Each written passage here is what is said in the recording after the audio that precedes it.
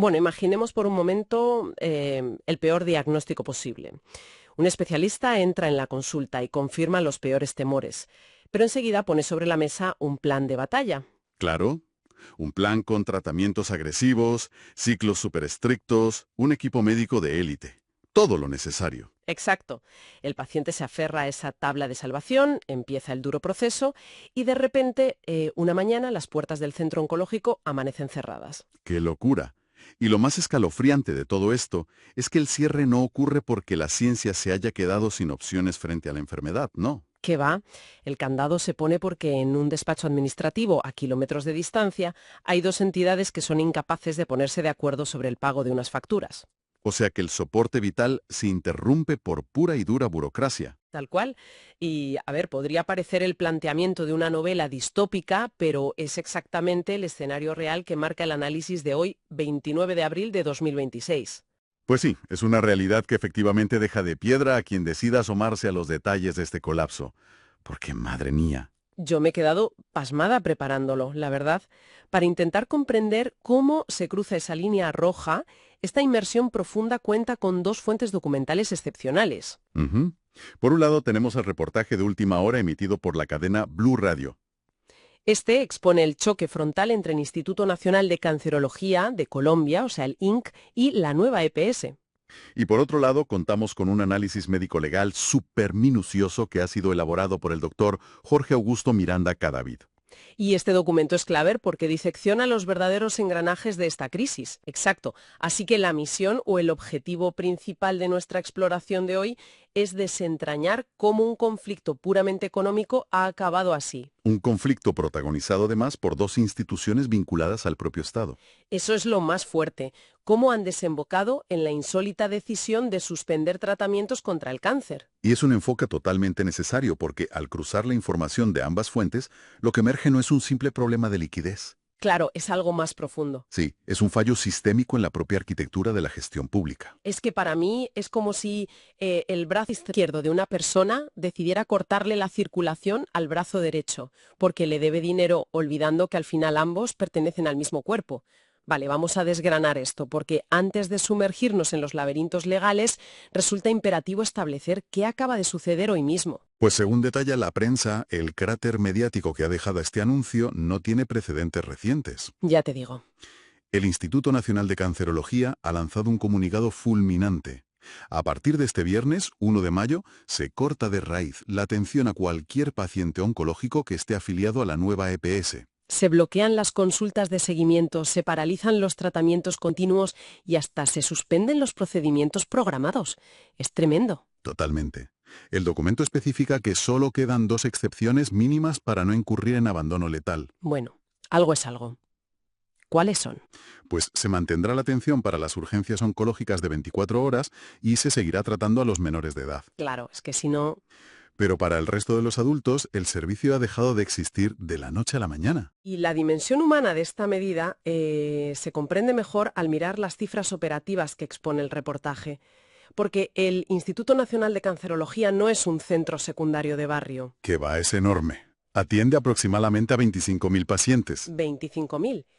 Y el dato crítico aquí es que el 20% de esa población clínica corresponde precisamente a afiliados de la nueva EPS. Hablamos de miles de personas. Miles de personas cuyo tratamiento queda en el limbo por la incapacidad de concretar un contrato formal. Y de gestionar una cartera pendiente exorbitante. Es que hay que detenerse en esa cifra porque 16.995 millones de pesos de cartera vencida no es un simple descuadre contable, ¿eh? Es un pastizal. Es un boquete financiero masivo para cualquier institución hospitalaria. Claro, necesitan comprar fármacos de altísima complejidad, pagar nóminas especializadas, pero lo que me resulta verdaderamente incomprensible no es solo el volumen de la deuda, sino la cronología. Sí, los tiempos son clave aquí. El reportaje señala que esta asombrosa cantidad se acumuló en un periodo muy, pero que muy específico. Desde abril de 2024 hasta septiembre de 2025. Y resulta que esta deuda es 3 veces mayor que la que existía antes de esa fecha. Lo fascinante aquí, y a la vez lo más problemático, es el contexto político y administrativo de esa fecha, abril de 2024. ¿Qué pasó exactamente ahí? Pues marca el momento en el que el Estado, a través del Ministerio de Salud, interviene oficialmente a la nueva EPS. ¡Ostras! Y por otro lado tenemos al INCHA, que es una entidad pública adscrita directamente a ese mismo Ministerio de Salud. Entonces la paradoja es mayúscula. Las dos entidades enfrentadas operan bajo el control y la vigilancia del mismo aparato estatal. Exactamente. Es que es tal cual tu analogía de antes. Es como si en una fusión corporativa, el Departamento de Finanzas decidiera demandar al de producción de su propia empresa. Bloqueando la salida de los productos que les dan de comer a ambos. Tienen al mismo jefe, pertenecen al mismo organigrama estatal y, sin embargo, montan un circo mediático. Porque no hubo una cumbre a puerta cerrada para resolverlo. No, que va. Ha sido un espectáculo cruzado en medios y redes sociales. Carolina Wisner Ceballos, que es la directora general del INCE, sale a la prensa defendiendo que la medida se retrasó todo lo humanamente posible. Claro, ella argumenta que su deber no es solo atender a los enfermos de hoy, sino garantizar que el hospital exista mañana. Es lógico. El INCE, recordémoslo, a quienes nos escuchan, no solo aplica quimioterapias. No, es el cerebro de la investigación oncológica y del diseño de políticas públicas contra el cáncer a nivel nacional. Si el INCE quiebra, el país entero pierde su escudo principal. Esa es, digamos, la postura de la sostenibilidad a largo plazo. Pero claro, en el extremo opuesto del cuadrilátero mediático se sitúa Jorge Iván Ospina, el agente interventor de la nueva EPS. Y su reacción en la red social X destila una indignación absoluta. El foco de su queja revela lo profunda que es esta ruptura institucional. ¿Qué decía exactamente en redes? Pues Ospina no niega de entrada la complejidad de los pagos, pero denuncia abiertamente que el instituto tomó la drástica decisión de abandonar a pacientes extremadamente vulnerables sin avisar. Sin una sola notificación previa. Subraya la falta total de voluntad para, no sé, levantar un teléfono, convocar una reunión de emergencia y construir salidas conjuntas. Antes de desatar el pánico a nivel nacional. Pero aquí hay una pieza que no encaja en absoluto, ¿eh? A ver, cuéntame. Si ambos directivos rinden cuentas en última instancia al mismo ministerio, ¿cómo es posible que termine todo en un cruce de acusaciones por Twitter? Resulta súper difícil creer que el sistema de salud no contemple mecanismos legales para resolver esto. Sin tener que usar a los enfermos como escudos humanos. Total. Y esto enlaza directamente con el análisis médico-legal del doctor Miranda Cadavid que comentábamos al principio, porque el documento deja clarísimo que las reglas existen. Desde luego que existen, y están ahí escritas. El doctor Miranda Cadavid fundamenta su análisis en la Ley 1438 del año 2011. Específicamente en su artículo 57. Eso es, y este marco legal no es una declaración de intenciones difusa, ¿eh? Es un algoritmo súper estricto, diseñado precisamente para gestionar las famosas glosas. Vale, para que nadie en la audiencia se pierda con la jerga administrativa, una glosa es básicamente el mecanismo por el cual la aseguradora congela un pago. Alegando algún tipo de inconformidad, exacto. O sea, en la práctica significa que si hay un error de digitación en un código médico o falta una firma en un informe, la EPS levanta la mano, Señala el error y retiene millones de pesos hasta que se aclare la situación. Es el grifo que corta el flujo del dinero. y este artículo 57 del que hablas intenta evitar que ese grifo se quede cerrado eternamente, ¿no? Correcto.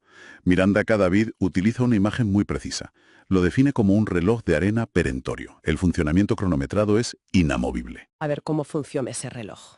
Pues primero la EPS tiene exactamente 20 días hábiles para formular las glosas tras recibir las facturas del hospital. Vale, 20 días. Y luego, Una vez agotado ese plazo, el reloj de arena se invierte. El hospital, en este caso el INC, cuenta con 15 días hábiles para dar respuesta. ya sea aportar la documentación que falta o justificar el cobro, ¿no? Exacto. Y finalmente, el reloj se voltea por última vez, otorgando a la EPS 10 días hábiles para tomar una decisión concluyente. O bien levanta la glosa y transfiere el dinero o la mantienen firme, basándose en evidencias técnicas. 20, 15, 10. Así es, todo muy pautado. Aquí es donde se pone realmente interesante porque, bajándolo a la realidad, esto es como un partido de tenis judicial con un cronómetro de posesión. Una analogía perfecta, sí. El hospital hace el saque enviando la factura a la aseguradora, devuelve la pelota diciendo aquí hay un fallo. El hospital tiene 15 días para devolver el golpe argumentando que es válido. Y la aseguradora tiene 10 días para el remate final. Está todo pautado al milímetro.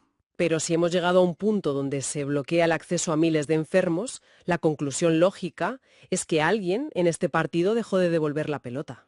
Alguien rompió la raqueta y se fue de la pista. Literal.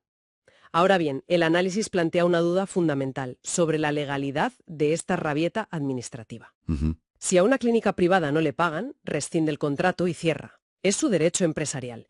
Pero ¿puede un hospital estatal simplemente apagar la luz y marcharse a casa alegando facturas impagadas? Pues esa es la línea divisoria central que traza el análisis de Miranda Cadavid, y se basa en la naturaleza jurídica de la institución. ¿En qué sentido?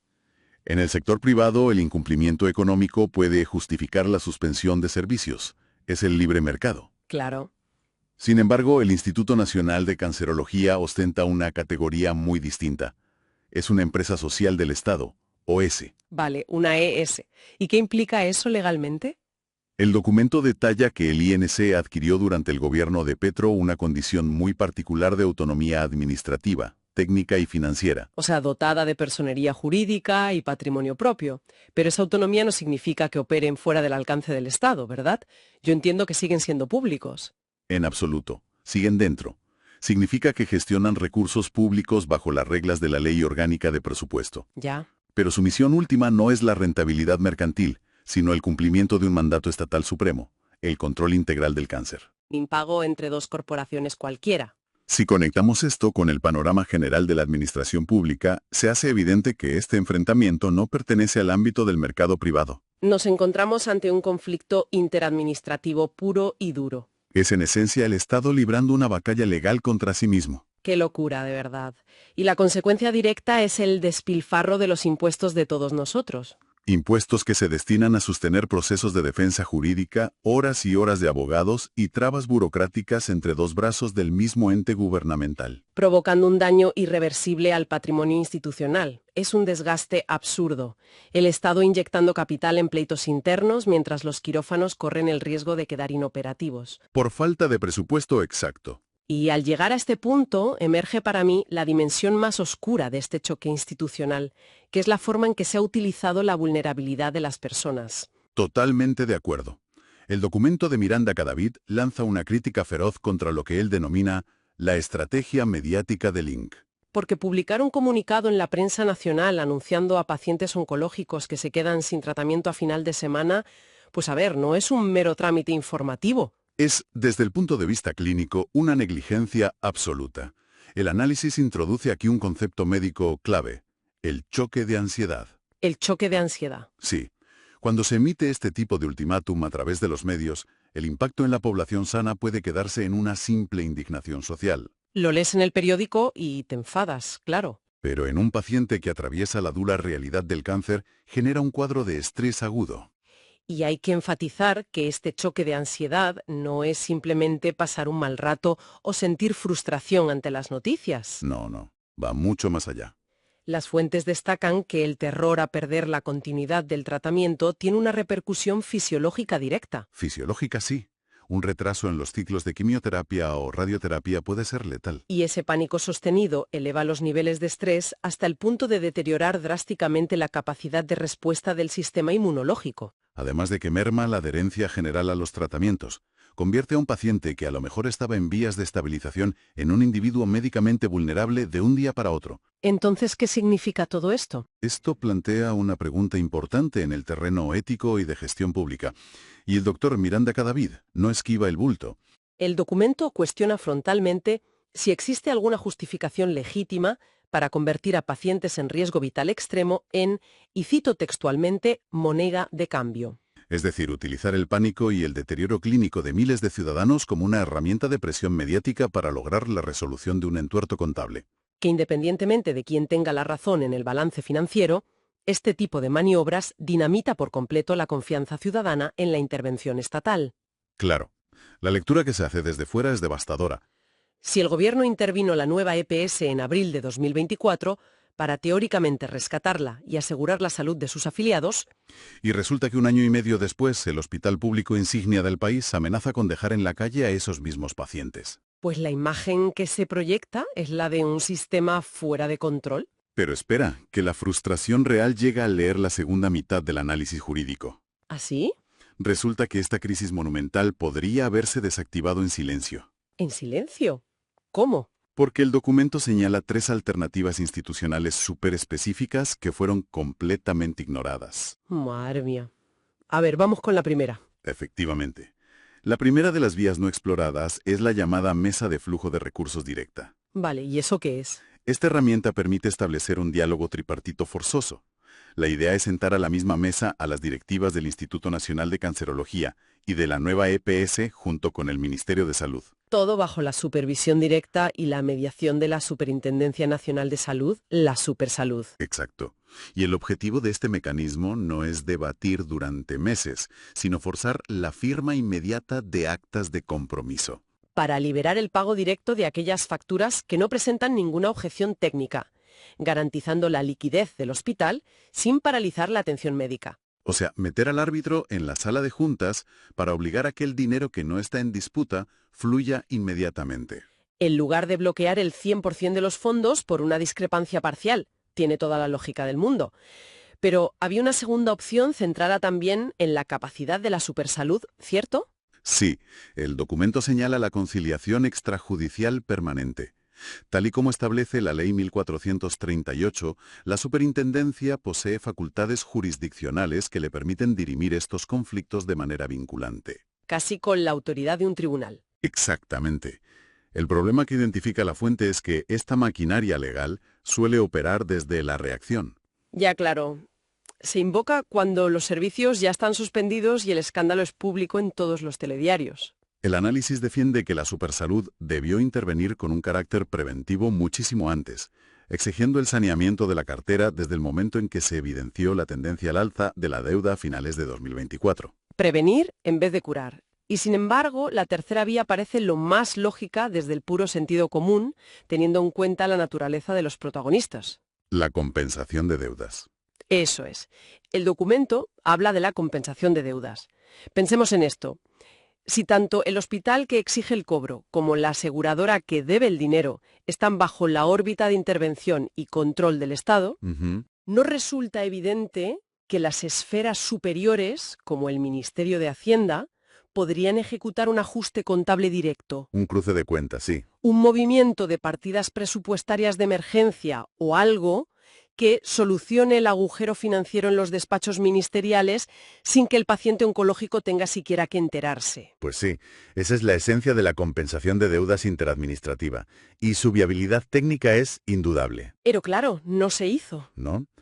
No obstante, el doctor Miranda Cadavid concluye su análisis con una advertencia bastante severa. A ver. Ni los plazos del artículo 57, ni las mesas de flujo, ni las compensaciones macroeconómicas sirven de absolutamente nada si carecen de un elemento fundamental. La voluntad política y el liderazgo institucional enfocado en la coordinación. Eso es. La existencia de manuales operativos no previene el colapso si quienes dirigen las instituciones prefieren el choque mediático a la resolución silenciosa de los problemas. Es una disección brillante de un fracaso evitable. Y llegados a este punto, pues quienes nos escuchan podrían plantearse por qué resulta tan crucial entender las entrañas de este conflicto en particular. Al fin y al cabo es un caso muy específico con leyes de un país concreto y sobre unas entidades de salud delimitadas, ¿no? Claro, pero la respuesta es que esta crisis actúa como un espejo implacable para cualquier sociedad moderna. Totalmente. Nos demuestra qué ocurre cuando la burocracia pierde el norte. Ilustra el momento exacto en el que la falta de fluidez interinstitucional y la rigidez de los procesos administrativos dejan de ser un inconveniente de papeleo. Una simple anécdota sobre lo lentos que son los trámites oficiales. Exacto, dejan de ser eso para convertirse literalmente en un peligro de muerte para las personas más desprotegidas del sistema. La lección de fondo es innegable. Cuando las instituciones inmersas en sus propias lógicas de poder, presupuestos y competencias olvidan que el último eslabón de la cadena no es un expediente, sino un ser humano luchando por su vida. Ahí es cuando todo el entramado de bienestar social demuestra su tremenda fragilidad. Y esto nos empuja hacia una última reflexión que resulta difícil de apartar de la mente. Imaginemos una gran empresa familiar que lleva décadas fabricando un producto vital para la comunidad. Vale. Un día, una disputa interna entre los contables y los gestores de almacén escala hasta tal nivel de irracionalidad que deciden bloquear la salida de cualquier mercancía hasta que cuadren los céntimos de los libros mayores. Dejando a sus dependientes en la calle. Eso es. Si el propio Estado reproduce este nivel de disfunción corporativa frente a pacientes que sufren de cáncer, la pregunta que surge no es si faltan más leyes o normativas contables. Claro. La pregunta es si hemos diseñado laberintos burocráticos tan complejos y autoabsorbidos que los propios guardianes del sistema han olvidado por completo cuál era su propósito original. Con esta idea damos por concluida la inversión profunda de hoy. Esperamos que este análisis anime a nuestra audiencia a mirar siempre detrás de los titulares, a cuestionar los fallos sistémicos de la maquinaria pública y a exigir que los servicios vitales nunca pierdan de vista el factor humano. Hasta la próxima exploración.